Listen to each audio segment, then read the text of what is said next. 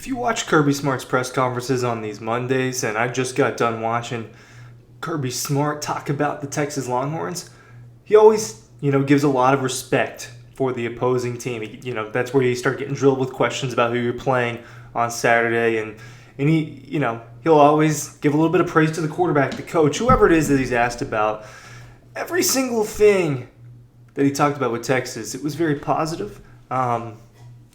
Pretty much in every aspect of football, Kirby Smart seems to be a little bit concerned with the Texas Longhorns. He talks about things that Texas has that Georgia doesn't. Their depth on the defensive line, their ability on the defensive line. He talked about how he compared, and I have a soundbite for you. I'm going to play the soundbite versus just reading the quote. He compared Texas' defense a little bit to really elite defenses and teams of Georgia in the past. So that stood out to me. Another thing he said that stood out to me was that Georgia, he says, we haven't played a complete game yet, guys. I mean, that's how he ended the press conference. They've yet to put together a four-quarter football game. You look at Georgia, and yeah, that's true. I look around the country, and I say, hey, every single team is going through its struggles. Ohio State just lost with the number one roster in college football. Georgia lost to Alabama. Alabama lost to Vanderbilt. Defending champion Michigan has sputtered. Penn State, they're winning. They don't look extremely strong. Oregon looked bad at the beginning. Then they go and they beat Ohio State. Texas has been the only consistent team. The only thing about Texas is the competition hasn't been there, right? Oklahoma is the toughest team, air quotes, on who they've played. But Oklahoma is inept on offense at the moment. And their defense didn't stop Texas. 34-3 was the final score of that game. So, yeah, you look around and Texas has earned that number one next to its name. And Kirby did nothing but praise the Longhorns. Ryan Curley from Dawg Post talking about what Kirby had to say on the Monday press conference. Just got done with that a few minutes ago.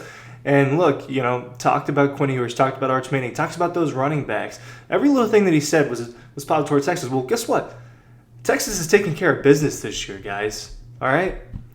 You're not going to fault a team for beating Colorado State 52-0. You're not going to fault Texas for only putting up 31 up in Ann Arbor and beating Michigan on the road.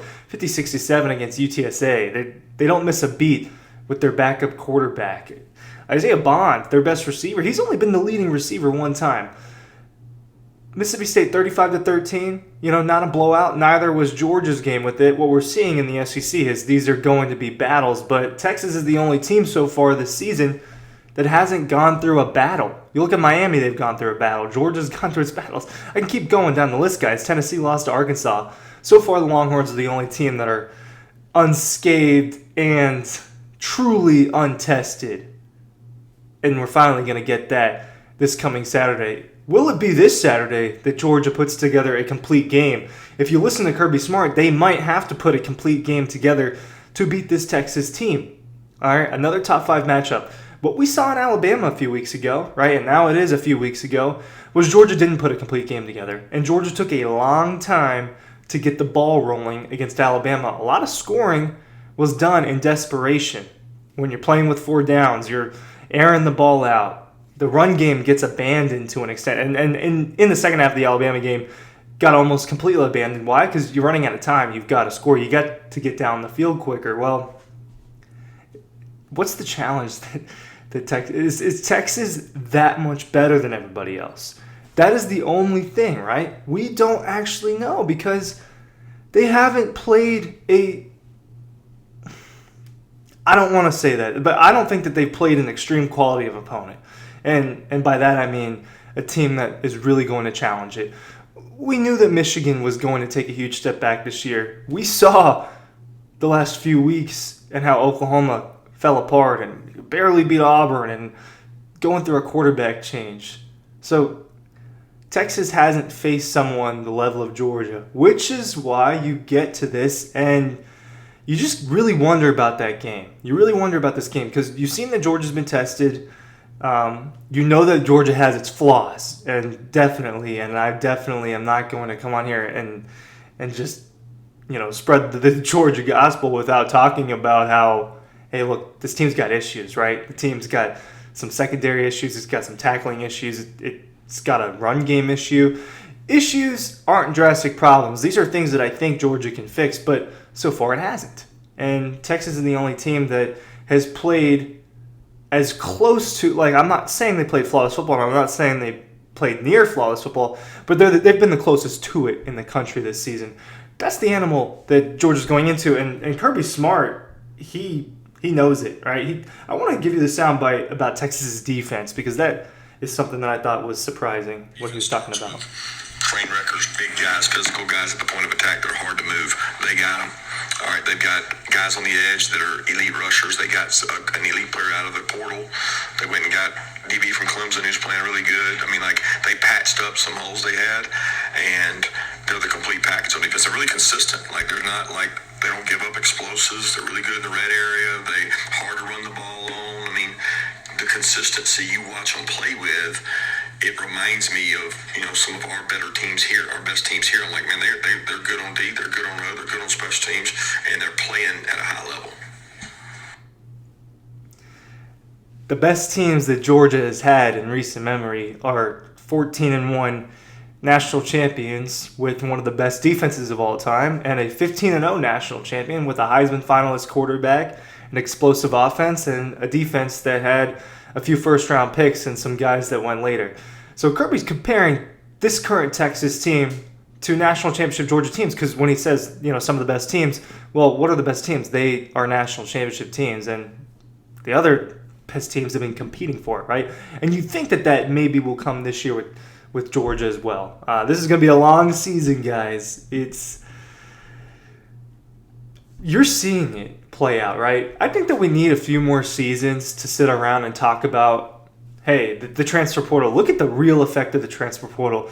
I think the NIL aspect spikes it a little bit, but NIL itself is not the biggest reason why college football is changing. And one of it is the portal and the ability to leave and the ability to move around. You look at a guy that used to play for Georgia, Bill Norton, makes his way over to Arizona. Now he's on Texas, and he's getting significant snaps for the Longhorns and making an impact. Depth is different. Something that Kirby talked about this year, or on Monday, is snap counts, right? You look in the past, Georgia has a ton of guys playing, and they've got a ton of guys. You're like, wow, Georgia is so deep. This Georgia team is so good. And that was true. That was the case. Well, what you're seeing now is the first string is not quite as good as it was when they're blowing people out a couple of seasons ago, week in, week out. For the most part, right? There were the Kent State weeks, the Samford weeks, the Missouri weeks, etc., etc. But this season, they've been in tighter battles. And what does that equate to? Not getting to test out some of your depth, not getting to give experience to more of your depth. So Georgia's been affected in that sort. But going back to Texas, you look at this team, they've got a lot of really good players. They're Anthony Hill Jr., great linebacker. They went out and they got a transfer portal guy in Andrew Makuba, good safety, good defensive back from Clemson. They've got guys at every single position that are really talented. There is no word on if Isaiah Bond's going to play or not this week. I think that it only helps Texas to have him in there, obviously. But even if he doesn't play, they've got Matthew Golden. They've got Ryan Wingo. They've got Silas Bolden. These are really good football players. What happened at the beginning of the season to Texas before the season even started? Its running backs got hurt, number 1 and number 2. Well, guess what? They just beat Oklahoma by running the ball really well. It wasn't Quinn Ewers dropping back and just dotting up this Oklahoma defense. I believe he only had 1 touchdown. He had fewer than 200 yards, and it wasn't his best completion percentage day. They got a lot of chunk plays while Ewers was getting back into the rhythm of things, being Texas' starting quarterback, and they ran the ball on Oklahoma and controlled the game. Texas has proven it can win now in more than one phase, not just by dominating through the air. So this is the most complete team in college football at the moment. Look, Ohio State just lost, right? And I thought that they were the most complete team in college football. And that may be the case later on in the season because the top-end talent of its roster is... Look, I'm not going to sit here and be dishonest with you. The top-end talent of its roster is ridiculous. That's the case with Georgia too, and that's the case with Texas, but they've proven to be the most consistent team, and that, to me, is just what Kirby Smart kept harping on, and it is the difference between Georgia and Texas. Thanks for watching.